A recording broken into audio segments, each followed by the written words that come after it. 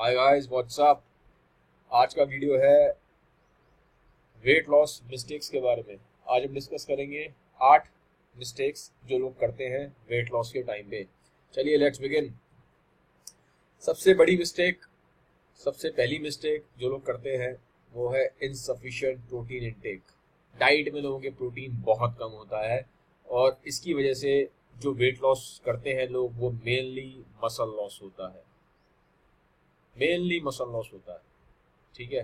जिसकी वजह से स्किन सैग हो जाती है, हेयर फॉल हो जाता है, डार्क सर्कल्स आ जाते हैं और ओवरऑल इम्यूनिटी बहुत डाउन हो जाती है, ठीक है। तो सबसे ज़रूरी है पहली चीज़, आपकी डाइट में प्रोटीन का इंटेक सफिशिएंट लेवल्स पे हो।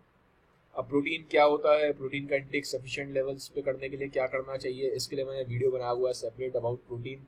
तो अगर आपने वो वीडियो नहीं देखा है तो उस वीडियो को देख लीजिए, उससे आपको प्रोटीन के बारे में इन डेप्थ जानकारी मिल जाएगी, ठीक है। तो प्रोटीन का ध्यान रखिएगा कि वो सफिशिएंट हो आपकी डाइट में। मेनली वेट लॉस करते टाइम लोग प्रोटीन का इंटेक बहुत कम कर देते हैं, इनसफिशिएंट प्रोटीन इंटेक होता है उनकी डाइट, जिसकी वजह से क्या होता है, मसल लॉस, ठीक है। Second mistake, soup salad diets. देखिए, सूप और सैलेड दोनों अच्छी चीज़ें हैं, ऐसा नहीं कुछ खराब है, ठीक है। आप ग्रीन लीफी वेजिटेबल्स खा रहे हैं, फाइबर खा रहे हैं, सैलेड खा रहे हैं, it's a good thing. But problem क्या होता है कि सूप सैलेड डाइटिंग में खाली ये सूप सैलेड ही रह जाते हैं, होल फूड हट जाता है, ठीक है। डाइट में से होल फूड क्या हो जाता है, हटा देते हैं, सिर्फ सूप और सैलेड पर रख देते हैं। तो ये अपने आप में बहुत ही डेट्रीमेंटल है, डेंजरस है। बहुत सारी डेफिशिएंसी हो जाएगी, स्ट्रेंथ कम हो जाएगी, आपकी एजिंग बहुत फास्ट हो जाएगी। तो ये चीज़ मत करिएगा, इन डाइट से बच के रहिए जिसमें सिर्फ और सिर्फ सूप सैलेड हो, ठीक है। मेक श्योर कि आपकी डाइट हेल्दी हो, बैलेंस्ड हो। सूप सैलेड अच्छा होता है but it should be a part of diet, ठीक है। ऐसा नहीं कि उसी को डाइट बना लो आप, ठीक है। It should be a part of diet, ये खुद अपने आप में डाइट ना बन जाए पूरी, ठीक है। होल फूड होना चाहिए मेनली आपकी डाइट में, उसके साथ अगर आपकी डाइट में सूप और सैलेड है then it's very good. But ये नहीं होना चाहिए कि होल फूड है ही नहीं और सब कुछ सिर्फ और सिर्फ सूप और सैलेड पे ही है। ये डेंजरस हो जाता है, डेफिशिएंसी हो जाती है, एजिंग फास्ट हो जाएगी, ठीक है। It's not a good thing. तीसरी मिस्टेक, ये बहुत कॉमन मिस्टेक है, लोग कार्डियो बहुत ज़्यादा करते हैं, ठीक है। लड़कियां स्पेशली एक एक दो दो घंटा ट्रेडमिल करती रहती हैं, ठीक है।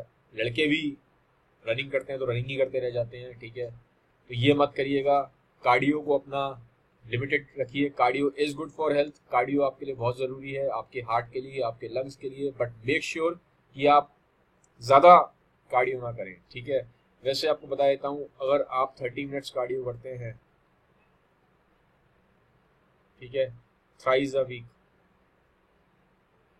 अगर आप 30 मिनट्स कार्डियो करते हैं thrice a week then it's more than enough, ठीक है। आपका कार्डियोवैस्कुलर सिस्टम इतने एफर्ट से हेल्दी और स्ट्रांग रहेगा, ठीक है।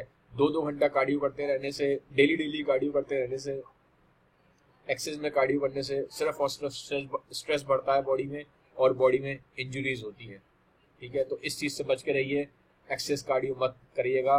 30 मिनट्स कार्डियो काफ़ी होता है, thrice a week this should be your aim, ठीक है।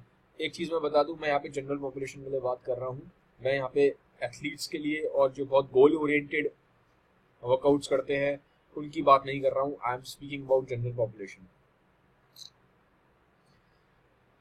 फिर लैक ऑफ स्लीप, ठीक है।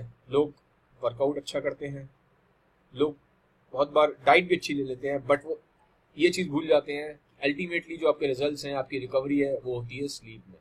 इसको लोग बहुत निगलेक्ट करते हैं, ये बहुत ही निगलेक्टेड है, ठीक है। स्लीप का बहुत ध्यान रखिए, क्योंकि अगर आपकी स्लीप ठीक नहीं होगी, आपकी स्लीप कम है, तो आपकी बॉडी में क्या होगा, स्ट्रेस लेवल्स बढ़ जाएंगे। जब स्ट्रेस लेवल बढ़ेंगे तो बॉडी में स्ट्रेस हार्मोन्स बढ़ जाते हैं, जिसकी वजह से बॉडी में वाटर रिटेंशन होता है, ब्लोटिंग होगी, डाइजेशन के इश्यूज होंगे, ठीक है। आपकी जिम में भी परफॉर्मेंस डाउन हो जाएगी। तो ये मत करिएगा, हार्मोन्स काफ़ी डिस्टर्ब हो जाते हैं। तो स्लीप बहुत बहुत इंपॉर्टेंट है।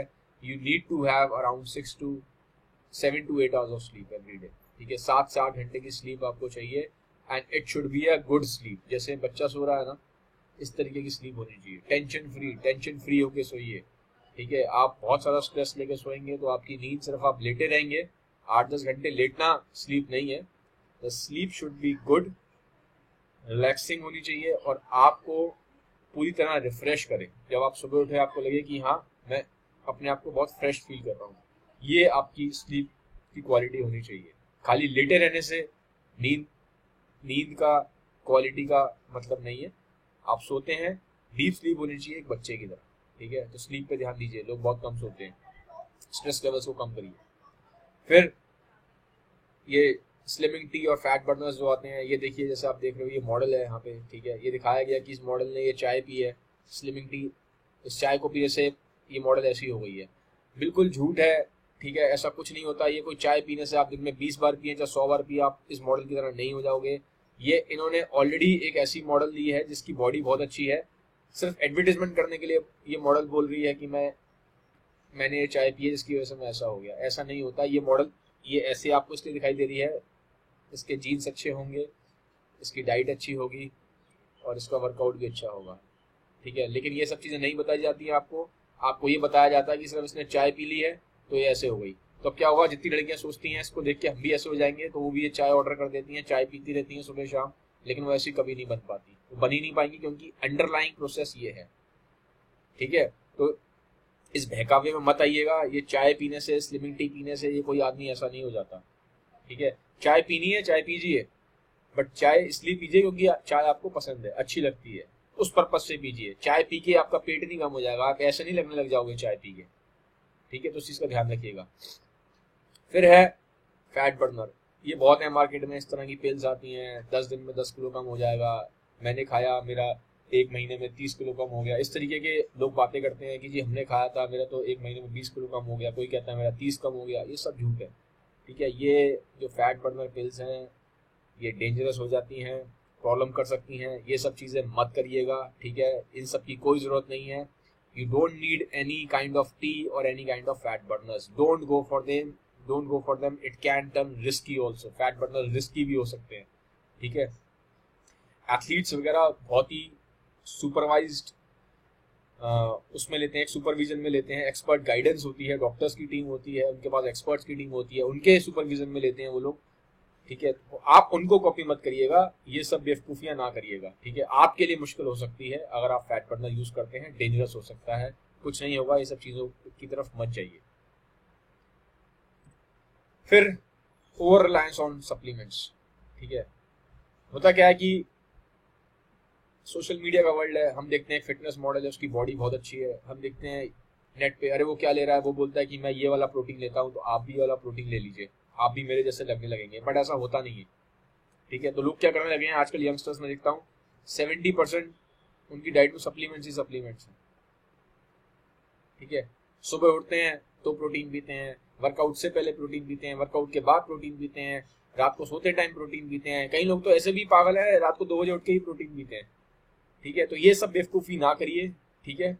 सबसे पहले कोशिश करिए कि आपकी डाइट से ही, होल फूड से ही आपका सारा का सारा चीजें कंप्लीट हो जाए, ठीक है। और अगर आपने अच्छे तरीके से बनाई है डाइट, एक एक्सपर्ट गाइडेंस में बना रहे हो, तो होल फूड से बहुत हद तक चांसेस हैं कि आपकी डाइट सफिशिएंट और एक अच्छी हेल्दी फिट डाइट बन सकती है, ठीक है। अगर होल फूड्स के थ्रू आपकी डाइट में न्यूट्रिशन पूरा नहीं होता है, then in that case you should opt for supplements, ठीक है। सप्लीमेंट्स का रोल तब आता है जब होल फूड आपकी डाइट में पूरी तरीके से आपको जो फूड की रिक्वायरमेंट है वो पूरी नहीं कर पाते, तब सप्लीमेंट्स का रोल है, ठीक है। सप्लीमेंट्स का मतलब यही है, ऑन टॉप ऑफ दैट, ठीक है।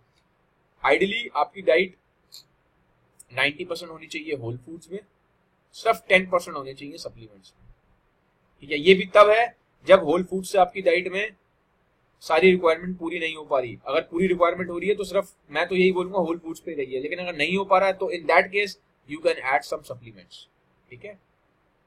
लेकिन इससे ज्यादा सप्लीमेंट मत रखिएगा, ये मत कर दीजिएगा कि 70% सप्लीमेंट्स। जैसे आज ये पिक में आप लड़का देख रहे हो ना, ये ऐसे कई लोग होते हैं इनका मन करता है सारे सप्लीमेंट ले लूं मैं, ठीक है, ये भी ले लूं, वो भी ले लूं, वो भी ले लूं, लगता है कि सप्लीमेंट की दुकान बन गए हैं, ठीक है, खाना खाते ही नहीं है। तो ये चीजें मत करिएगा, over reliance on supplements is bad, ठीक है।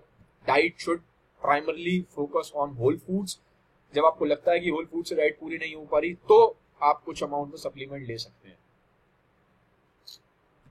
उसके बाद कई लोग getting obsessed with food timings. बहुत से लोग हैं जो फूड टाइमिंग को लेके बहुत ऑब्सेस्ड हैं कि शाम को 6 बजे के बाद मैं कार्ब्स नहीं खाऊंगा, ठीक है, सुबह 2 बजे तक ही मैं सारा का सारा प्रोटीन खा लूंगा, या 10 बजे के बाद मुझे कुछ खाना ही नहीं है। तो ये सब चीज़ें मत करिए, ठीक है।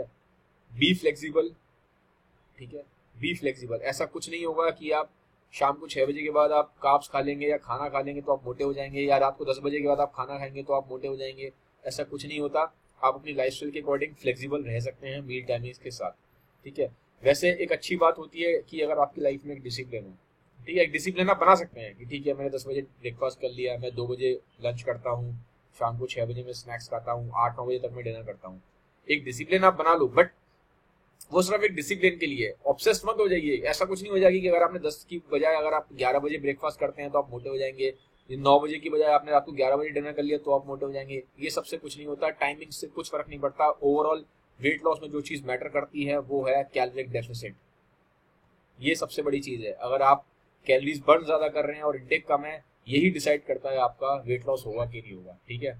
तो टाइमिंग्स का कोई इसमें कुछ खास रोल नहीं है। फ्लेक्सिबल रहिए अपनी लाइफस्टाइल के अकॉर्डिंग, बट कोशिश करिए कि एक डिसिप्लिन बना लीजिए, ठीक है। उससे थोड़ा सा एक डिसिप्लिन रहता है लाइफ में कि आप पर्टिकुलर टाइम्स में चीज़ों को खाते हैं।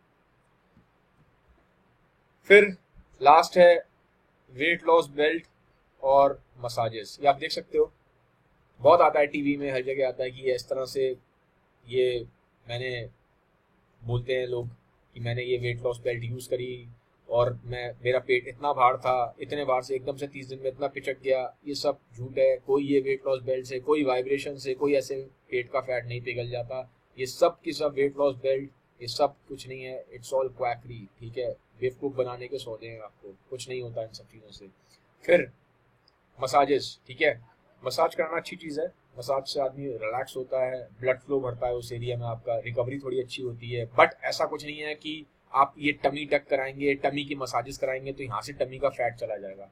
ये सब चीज़ें नहीं होती, ठीक है। टमी का फैट ऐसे मसाजेस कराने से नहीं जाता है, ठीक है। मैं मसाज के अगेंस्ट नहीं हूँ, आप मसाज कराइए, बट जो पर्पस होना चाहिए मसाज का वो मेनली होना चाहिए आपको रिलैक्स कर देगा, ठीक है। आपको रिलैक्स करने का, आपकी रिकवरी थोड़ी सी अच्छी हो जाएगी, आपको नींद अच्छी आएगी, स्ट्रेस लेवल्स आपके कम होंगे। उन चीज़ों में मसाज हेल्प करती है। बट ऐसा नहीं है कि टमी पे मसाज कराने से यहाँ टमी का फैट चला जाएगा, ये गलत है, ठीक है। ऐसा नहीं होता। तो गाइस ये था आज का वीडियो पसंद आया हो तो लाइक करें, शेयर करें। आई होप आपको अच्छा लगा होगा। Thanks for watching, have a nice day, bye bye, take care.